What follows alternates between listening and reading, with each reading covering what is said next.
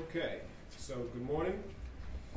I'm joined by my colleague, LaToya Croxton. Good morning. She and I were co-authors of the report, which you all should have.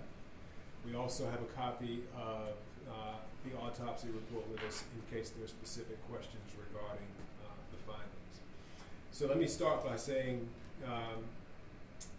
that obviously we've decided not to submit the matter to the grand jury. And I think we reached that conclusion, it's probably fairest to say, because we saw no evidence of probable cause of any of the states of mind that would warrant submitting the matter to a grand jury. And so examples of the sort of intent or thought process that would warrant a submission would be deliberate indifference, recklessness, malice, or anything else that you all know to be consistent with criminal wrongdoing. We didn't see any evidence of that on the part of the officer.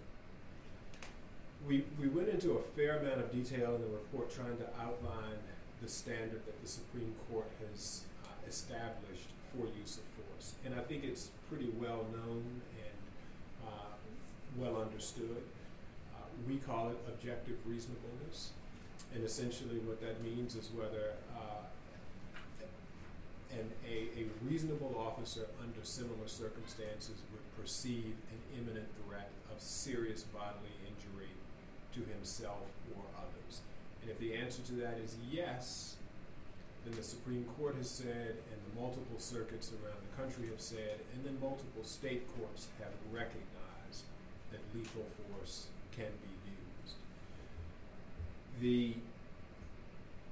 When you apply that standard to the officer's perceptions out there on the exit ramp, our conclusion was that he encountered a man who was clearly suffering some degree of mental decompensation, if you will.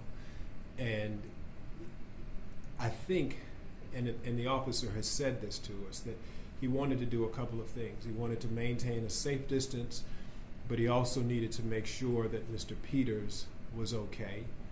And then he had a duty to make sure that Mr. Peters didn't pose an unacceptable risk to the rest of the people on 95 and the people on the exit ramp.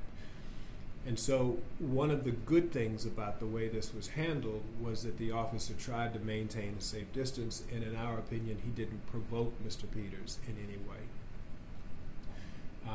The comments, the instructions to Mr. Peters to remain in the car were standard.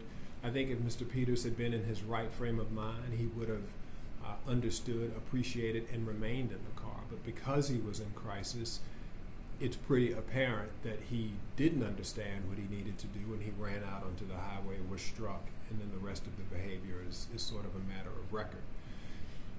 You know, everything that happened after Mr. Peters runs into the car, or the car runs into Mr. Peters, was really fast, tragic, and volatile.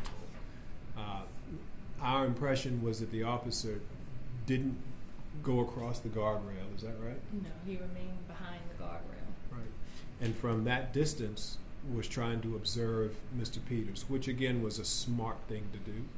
One, to make sure Mr. Peters didn't deteriorate, and to make sure it didn't escalate on 95. A much worse outcome could have transpired if the officer had gone onto the highway and he and Mr. Peters engaged in hand-to-hand and Mr. Peters got his weapon, or the exchange between the officer and Mr. Peters got to a point where lethal force was necessary on the highway. Arguably, the officer would not have been able to use force, or he would have had to use force under grossly unsafe circumstances. So I think his judgment in remaining behind the guardrail was sound. And then Mr. Peters, you all know from having reviewed the footage, advanced or charged, whichever term you choose to use, and he was, yelling things like die, and he was profane.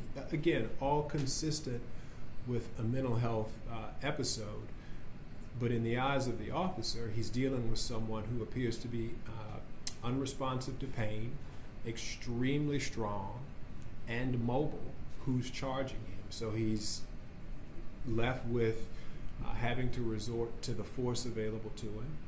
He goes through a continuum, sort of. He issues commands. He deploys the taser. It appears that only one of the barbs connected. Nevertheless, it didn't appear to have any effect on Mr. Peters. And then when Mr. Peters was within arm's length, he fired.